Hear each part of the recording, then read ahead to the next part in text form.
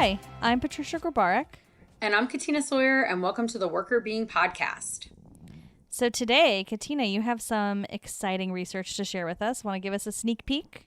Yeah, so this is a little bit of a different kind of study, I think, than we often look at. It's a qualitative study. We've talked about qualitative studies before, so based on interview data. But it's kind of interesting because you have to abstract kind of the practical applications out of it a little bit more, which we'll do.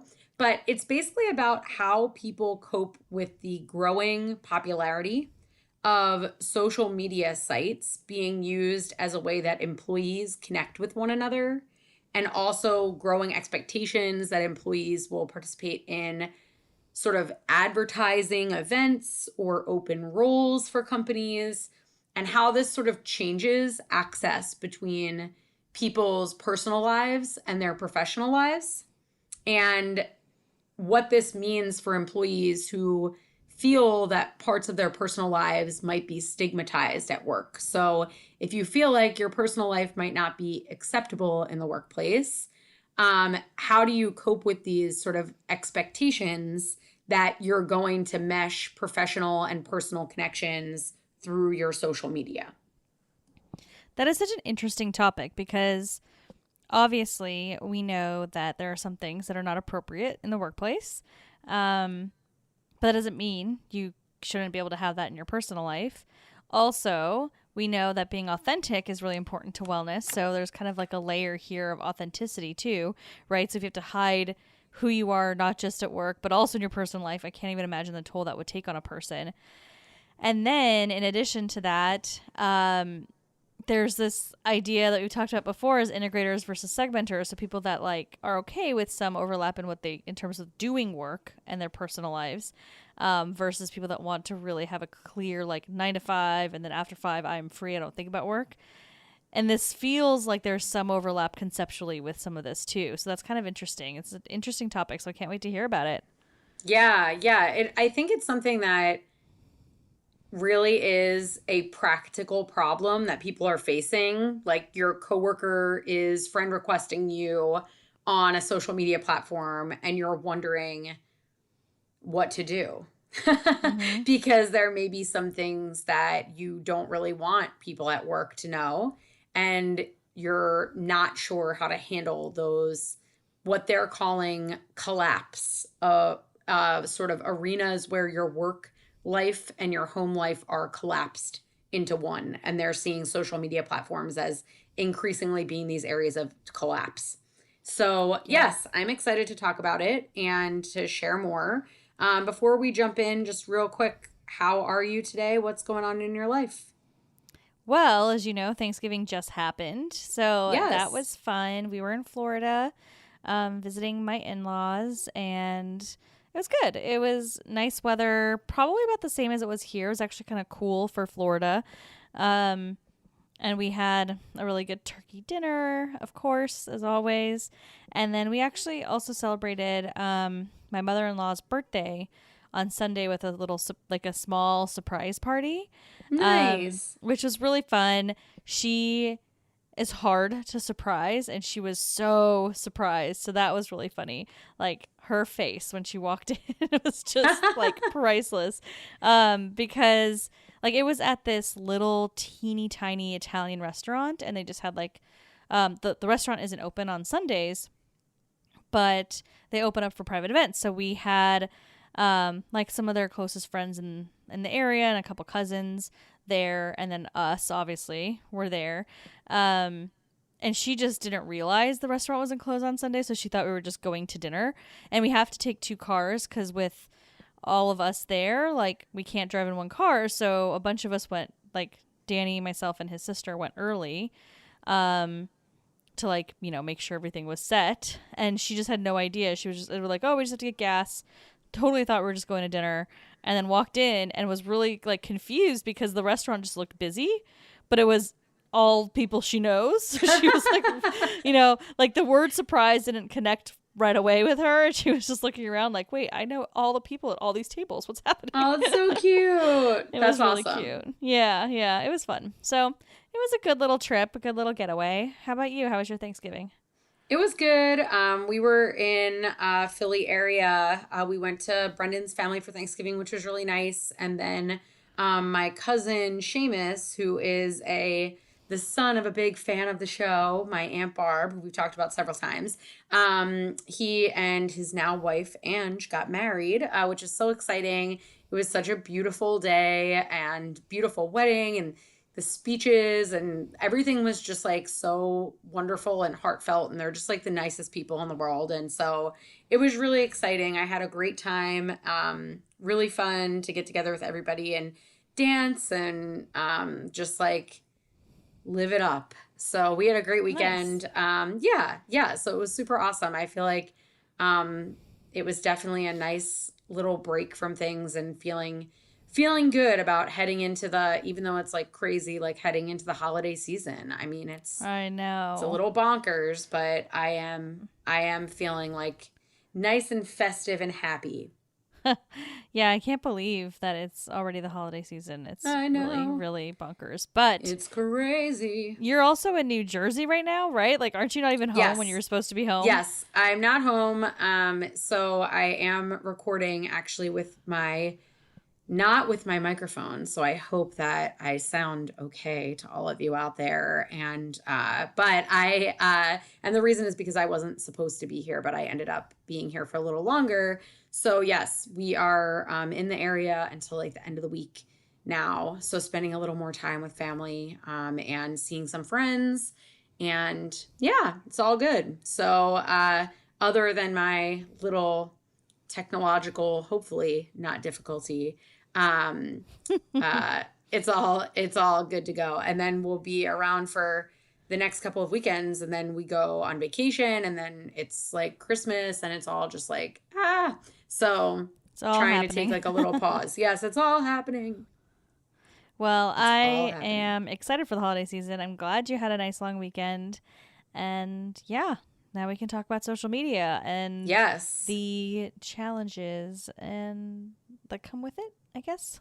Yes, exactly. Many of you may be posting to social media over the holidays, perhaps, and thinking about sort of what sort of posts to put up if you're friends with colleagues as well as personal acquaintances online. And part of the reason why I thought that this was a really interesting article was because, as I mentioned before, it represents this like very practical problem. I think that some of us have faced where you get friended maybe by someone who's senior to you on social media or even by a peer, and you're thinking, okay, what does this mean for what I share online? And I think that's kind of a practical problem that we all face, and it gets exacerbated when people are facing stigma. So I saw the title of it, which is Losing Control: The Uncertain Management of Concealable Stigmas When Work and Social Media Collide. And I thought that was an interesting title. It was Mm-hmm. just published, like literally just came out like a day ago in Academy of Management Journal. And it's by Laureano and Quachi. And I just thought it looked really interesting. And then I read through it, and it's again like a little bit of more storytelling elements in this paper, because it's not our traditional like they did a survey and this is the data say, and these things are correlated, or this is what the model says. It's a little bit more of a it's based on interviews, so it's a little bit more of like an evolving tale, right? But I think there's some interesting takeaways buried in here that I'm excited to talk about. Yeah. I am really curious to hear more about it. And it's exciting that people are talking about this because I do feel like there's a lot of stories of people that are like, I didn't get a job because of something on social media, Mm-hmm. or some people that have been fired from jobs because of social media. And then now, like, also the relationship piece, like you're saying, I know people that literally will say, I will not be friends with someone at the place that I work currently. And they make like a rule about it. And then I also know people that just add everybody they know. So there's such a weird spectrum of how Yeah. people approach it. So I'm really curious to see what the research has to say about it. Yeah. So, just to give a little bit of background, because I know the title mentioned concealable stigma. So, there are different types of identities in the workplace, and we've talked about stigma on the show and in the podcast before, or in the blog before. Um, that, you know, people associate sort of negative stereotypes with. And so when you're associated with a negative stereotype or your identity is associated with a negative stereotype, you face stigma in the workplace. And that can result in bias or discrimination. And people have different kinds of stigmas or different kinds of identities that can be stigmatized. And some of them are easier to hide than others. And so, particularly for sexual orientation, which is what this article is based around as a concealable stigma, you have to choose to reveal that information to people in the workplace. And this is why the idea of coming out or disclosing identity is such a big deal within LGBT populations, because this is something that, you know, needs to be told to people. You can't see it on the surface. And so often what people will do, especially if they're in workplaces where they feel like there's heightened stigma against LGBT, and in this instance, they're talking about gay men specifically in the workplace. If there's heightened stigma against folks with your identity in the workplace, you may be more likely to try to conceal at work, but it's less likely that you'll be concealed to everybody in your life. So often what happens is when people are in workplaces where there's more bias or discrimination or stigma, they might be closed about their identity out in the workplace, but out about their identity at home.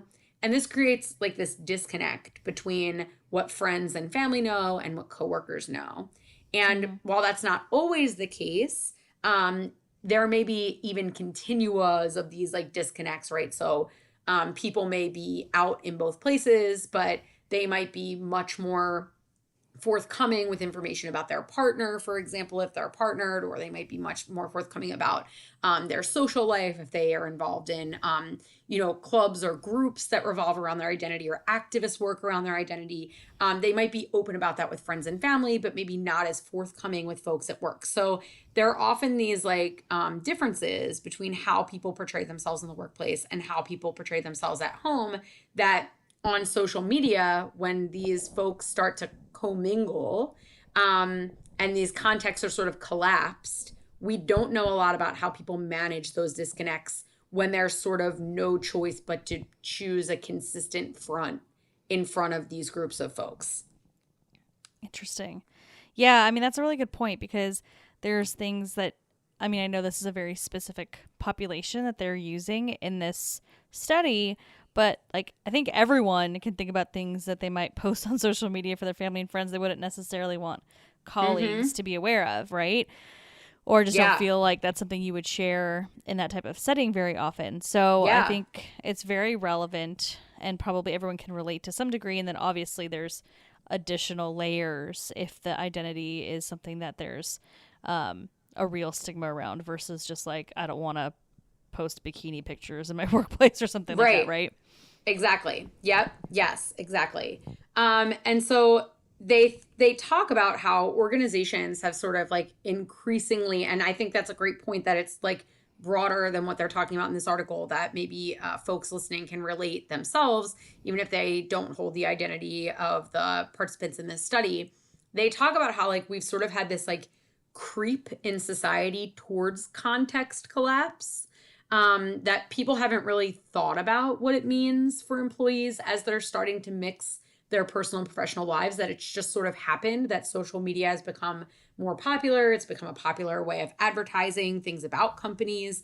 And so there's become this like growing sort of just expectation that employees are going to be on social media, that they're going to be friends with other employees on social media, that they might be friends with their boss on social media, that their bosses might ask them to actually like, hey, we're, you know, having this like open house event, or we are, you know, trying to recruit people, post it to your friend network, or, you know, we're trying to get people together for a work happy hour, share it on your Facebook page, you know, whatever it might be. That there's sort of just been this like lack of consciousness around what that might mean for people.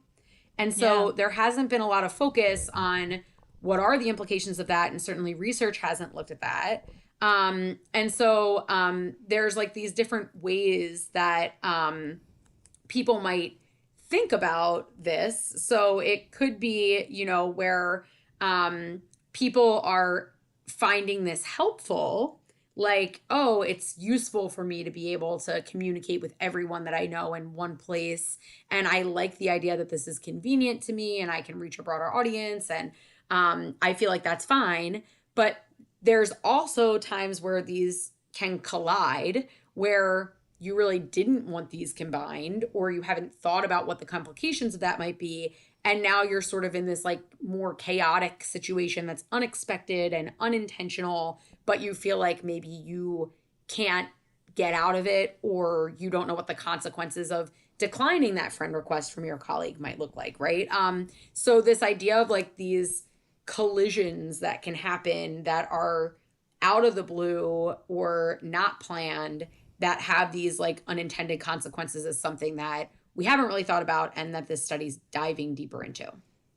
I actually think there's also as you were talking about this, I was like, there's probably the reverse also. Like, there might be things about your work life that you don't really care to share with your Yeah. personal life. And there could Yep. even be things like, I'm working for a company, like it's a job to me, it's not a career, and I don't actually believe in this company. It might be counter, some things about the company might be counter to my beliefs, and I don't want to talk about it or Mm-hmm. advertise it or have people think about that in my personal life as much either. So there's Yeah. probably like some weird things that could be going on that front. I know that's not the study, but like I was just thinking Yeah. through it. Like I'm sure that there's that too. Like especially if you feel pressured from like your boss to post something, and then you have to post this thing, and like then you're walking around like an advertisement for the company that you don't want to be a part of your personal life. Yep, absolutely. Yeah, I think that I mean, this is just like the first time I ever saw any study even taking any of this into consideration. Yeah. So I think it's really interesting, all the different like branches of how this could apply, because certainly I think it's applicable to the context that they're thinking about. But like you're saying, there may be things that you don't really feel like sharing about your work with friends and family. And there might be stuff about your personal life that you don't feel like sharing about work, even beyond what this study's focused on. So some of this may be more broadly applicable. So I'll just tell you a little bit about the study. So they looked at employees in a specific company that they're calling Global Car, which is a multinational car manufacturer. It's one of the biggest companies in the country, and it's in South America. It has lots of subunits and factories nationwide, lots of different, a large employee base. And they were interested specifically in this context because there is still a lot of bias and discrimination in the country context against gay employees. But also, they were interested because the car manufacturing industry is more traditionally, sort of male dominated and less open to various forms of diversity. And so they found like this, they thought that this was a context where they could specifically look at how people might manage this in a variety of different ways, because it's not a given that people will be open towards their identity on social media. They used a bunch of different data. So one of the authors was actually an employee there for 5 years, Oh and wow. had a lot of access to managers and peers and things like that. And so they not only did they have sort of the historical information from being an employee there, but they also spent 500 hours observing participants there, trying to understand how social media was being kind of rolled out, how people were using social media, some of the concerns that people had around social media. And they also interviewed a bunch of employees while they were there, who they knew through informal conversations and through like networks of employees that they found out identified as gay males. And so they conducted 20 interviews in addition to doing these observations about how people are feeling as this like social media creep started happening within this company. And so this is sort of the context that they were within, trying to understand how people are dealing with this greater expectation that was occurring within the company, that people were friending each other, that they were, being asked to sort of promote the company online, open roles, like I was saying. And so they were sort of watching this unfold in real time, but also using these like in-depth interviews with folks to understand what they were doing to cope with that themselves. I love it. I love this kind of research, right? It's really interesting Yeah. because you can get in a lot of depth in the interviews, but there's also something really unique about a researcher sitting in a situation and watching it unfold that can Yep. really give us a lot, especially in a topic area that's new. So it's like very important in these types of contexts because, like you said, this is the first study you've seen like this. There's so much to unpack. Where do we even start? And Yeah. having this process and this approach to it, we can really learn a lot fairly quickly to know where we can hone in and get more and more detailed research in the future. Yeah, totally. I agree. So let me tell you a bit about what they found because there's kind of a lot here. Yeah. So one thing to just sort of like highlight is that they found that these collisions were happening between personal life and professional life pretty frequently at work on social media, and they were happening in kind of two ways. One that they're calling bottom up collisions, which is all of a sudden I get friended by a colleague and now I have to decide whether or not I'm going to accept this person's friendship. And now they're privy to information about me that I didn't know that they would be privy to. So one of the vignettes that they use in this particular context is talking about this gay employee who had come up with a fake straight relationship to hide his sexual orientation from his colleagues. And so he had been Oh my talking about gosh. this like fake relationship with his colleagues for a while. And now it was becoming more popular for people in his workplace to friend him on Facebook or follow him on Instagram. And all of a sudden it created this collision of what do I do? Because if I friend folks, they're going to know that I've made this up. But if I don't friend them, they're going to be upset. And this person recounts a story that someone friended him and he decided not to friend her. And then she basically was mad and kind of confronted him at work about it. And he was doing it Oh not because wow. he didn't want to be friends with her, but because he was afraid of the personal information that would be revealed through that. So that's kind of like the bottom up piece. And then there was also top down pieces, which was an expectation that employees would use social media for work purposes, but with very unclear guidelines on how they were supposed to do that or why they were supposed to do that. So the vignette there is something like the organization was asking them to publicize sustainability efforts that they were doing. And their manager was asking them to share their posts about sustainability, comment on posts, post to their personal accounts, try to reshare information as they were sharing it on their accounts. And so, basically asking people to become engaged with the company through their social media, either linking themselves to the company by commenting on the post, by saying, like, I'm so excited to work for a company that's doing this, or actually sharing information to their personal pages about the company as ways of like publicizing initiatives that the company was engaging in. That's yeah, I mean both those things make sense like as a distinct difference between the way that these two spheres are colliding. It's so I don't know. I don't appreciate the idea of a company kind of asking people to do this, but Right. that's neither here nor there right now. Yeah. Yeah. And so what they found was that people were perceiving this as a collision, that they Mm-hmm. found that they used these social media networks to express themselves more freely than they did at work. They felt that at work they were facing pressures to behave in a particular way, that they needed to behave in alignment with this more masculinized culture that they were in. And so because they had sort of chosen to use their social media previously as a place where they could be more themselves than in the workplace, as these things were happening, it was feeling more like a creeping of, okay, what do we do? So that's kind of the problem. And what they found is that when people were trying to figure out how to be professional, but also have their personal lives on social media represented in an authentic way, they did sort of three different strategies, which I'm going to talk through. And then we can kind of talk through what we think the well being implications of each of these may be based on the past literature that we're aware of. So there were three. One was called mirroring, the other was called online destigmatization, and the other was called collapse denial. So I'll start with mirroring. This was actually the main thing that people did. Um, and this was that people tried to replicate the level of disclosure that they had at work on social media.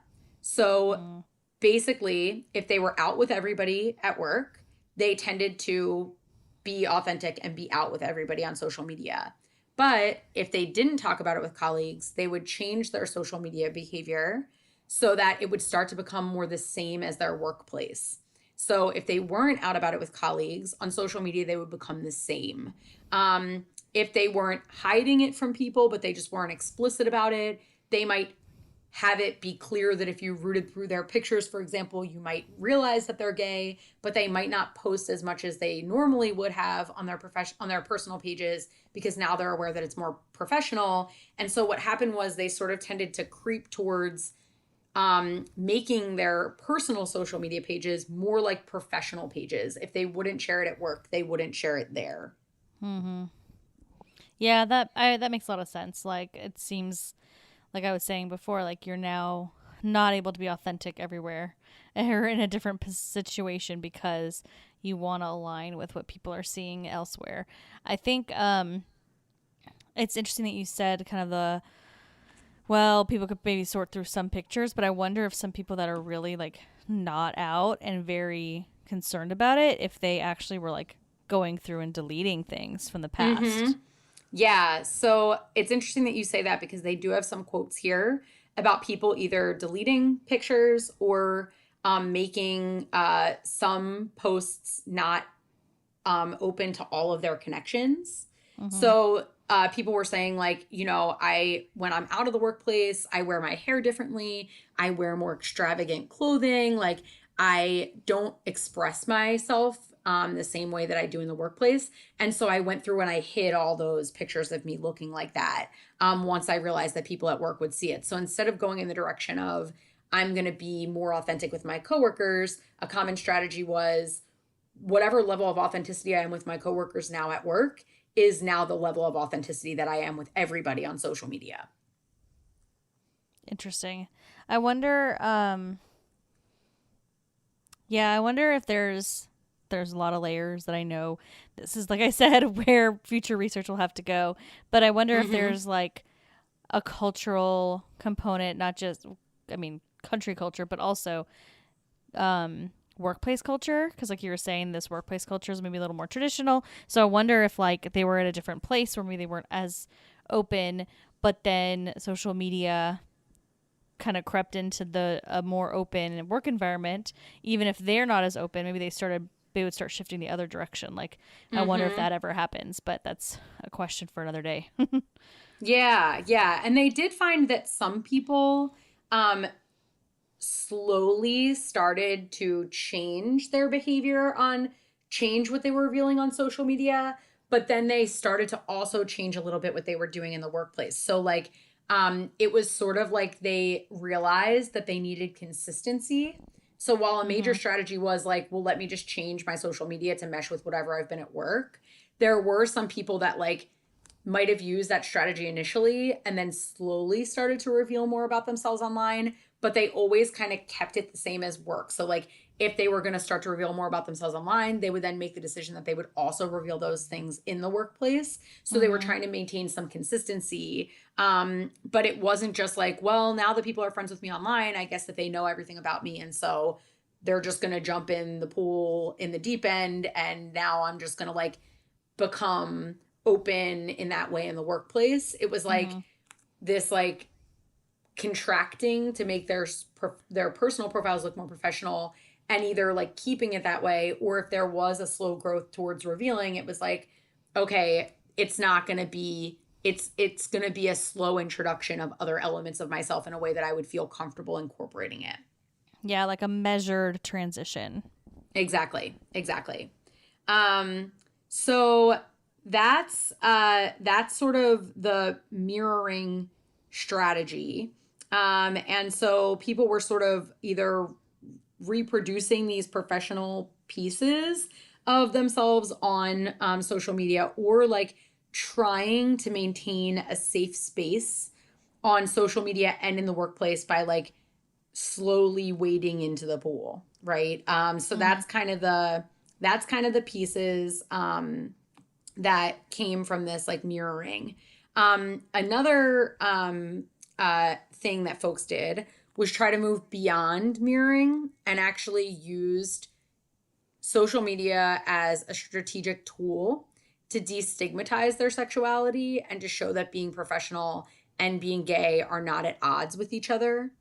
And so they basically put a lot of efforts into their online posts and interactions to try to like push further to advocate against stigma, to create educational posts on Facebook or Instagram or whatever about stigma related topics. So, like, talking more about like bias or discrimination that gay people face in society, being more involved in activist causes, to try to actually say, like, okay, well, maybe I'm now friends with people on here who don't know this about me. And perhaps a way of going with this is to try to actually educate people. So use this as a platform so that people might come on here and say, well, I didn't know this about this person.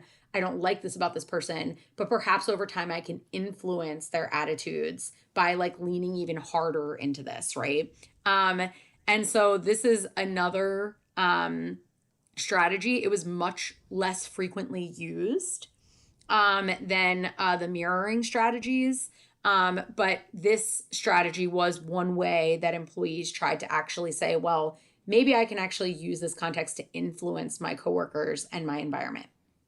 That is a fascinating way to go. And I mean, I think it makes sense, right? Because we know that social media influences people, and seeing articles your friends and family post, like, you read them, or at least just kind of skim through the headlines, so you absorb some of that information. Whether or not that changes your mind is a different story, but that is a really fascinating take. And I imagine it's a much smaller population and it takes a certain level of courage to do that. But I would not have expected it to come out as like a top theme. So that's cool. Yeah. Yeah. So that was kind of interesting. So some people leaned really hard into it. And then the last one was what they're basically calling collapse denial. Like, people accept friend requests or do these things on social media and just don't think about what the implications would be. Mm-hmm. This seemed to cause problems for people, although they don't talk about like what are the outcomes associated with the strategies. This did seem to cause problems for people because they just didn't try to change anything about their professional behavior or their personal behavior. But sometimes it became clear to their colleagues that who they were personally was not aligned with who they were at work. And it created sometimes sharing of information that colleagues did stigmatize and did show bias towards. And employees didn't kind of do anything to sort of anticipate that. And so they just sort of said, like, okay, I guess I'll accept these friend requests, or okay, I guess I'll do this. And they collapse things without being intentional about, well, what does this mean for me? And they often bore the brunt of having coworkers react to what they saw in a way that was not positive. So it doesn't seem that that was a strategy that helped them to maintain work relationships in a way that was more positive. Interesting. Yeah. I could see that, denying an issue or potential problems, or even recognizing and thinking through that, would be difficult, right? If people are paying any attention to what you're posting, they'll see that disconnect right away. And because you were not open about some of those things before, it might actually, I wonder if it would actually like increase people's reaction, right? Because it's like, well, you're hiding this, so clearly it is bad, right? Yep. Or something like that. Like, people think weird things when these types of situations occur. So I could see it making things even a little bit worse. Yep. Absolutely. So that's really, really fascinating, though, that, I mean, I could see it, why you would do that. Just don't even think twice, like, oh, whatever, just move on. I really hope the person with the fake relationship didn't do that, because that would be a very clear problem. That's not what that person actually, I think they said, was one of the people that like tried to block information from folks online. But yeah, so I think that, one of the things that, so the paper basically shows that this is a problem and that people cope with this in different ways. One of the things I didn't like about the paper was it doesn't really make any claims about what happens next, right? So which strategies are good for you, which strategies are not. But knowing what we know about the literature, I kind of pulled some thoughts together. Um, and the first is that the mirroring strategy seems to perhaps create some strains around authenticity, right? So, like, your whole life becomes sort of your work persona. And if your work persona is not authentic, now you're becoming not only inauthentic at work, but you're also becoming more inauthentic in your personal life. And so the mirroring strategy towards kind of being more professional in every domain seems like it might get exhausting over time. Mm-hmm. Um, and folks who sort of slowly integrated might have better outcomes. But it seems like that strategy might end up being kind of tiring over time because you're becoming inauthentic more and with more people. The activist one seems kind of promising, right? In the sense that folks seem to feel like they were having an influence over their workplace and they were using their profiles as an educational tool. So, in some ways, that might be empowering. That might also have some other implications, like people might get tired of educating people, or they might face some backlash for some of the posts. They might also face some unexpected support that they get from coworkers. Seems a little bit better than the mirroring strategy because at least it's being more authentic with people than less in both domains. And you may have more opportunity for positive progress. And of course, the collapse denial seems the most negative because it's just not strategic at all. And you're sort of opening yourself up to problems that you're not anticipating, very chaotic, could have a lot of unintended consequences. So I think that's kind of the wellness link. But of course, the big recommendation would be to create environments where people are not stigmatized. And we've talked about that before. But in absence of that, it seems like we need more research on which of these strategies would be better. But I would bet that that activist strategy would probably be out of these three, although there could be better strategies and creating less stigma is more positive. Seems like, based on what we know from the literature, could be the best from a wellness perspective. Yeah, I would agree with you. I mean, I think early on I was saying I wonder about the authenticity piece, and I agree that when you get into the mirroring side of things, you're going to start reducing your authenticity. We know authenticity is important at work, so already you're not authentic at work, and that can be challenging for you and exhausting. And then now if you're introducing that lack of authenticity elsewhere, you're just going to continue to pile on the stressors that come with that. So I think that is probably not great. And I do wonder though, if we compared to the people that like scale back for a minute and then slowly unveil, Mm-hmm. if that actually, to me, I wonder if that actually would be close to the top in the end, because Mm-hmm. now you're authentic in both realms. Right. But you know, that takes time. So during that time when you're not authentic, does that outweigh the positives later on? I don't know. Then the activist piece is, I think it would be positive. I agree with you. There could be some potential backlash and things like that, and like arguments that it could cause Mm-hmm. online, which we know is not great. Yeah. Um, but I'm curious about that one because, as we were talking about earlier, like I think in this very specific context and in general, when we're talking about stigma, so like anything about your identity that might be stigmatized, um, this is super relevant. But I wonder about kind of broadly things that you just don't want your coworkers to see.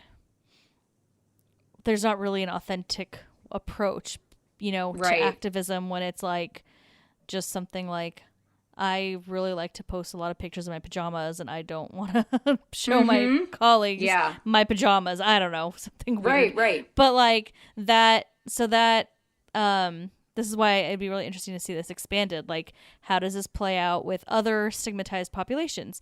Then how does it play out with, you know, the general population? Like, I think there's something interesting there because I bet there's maybe another tactic or two that would come out if it was not just about um, identity in a stigmatized way. Like, I'm curious about what Right. other tactics exist in, and maybe other stigmatized groups approach it differently, right? Because maybe my my identity that is stigmatized is not something I can conceal, and I'm worried about now, like there could be a flipped effect, right? So like let's just say I'm a black employee and I usually post a ton of things about Black Lives Matter, but Mm-hmm. my environment isn't really supportive of that.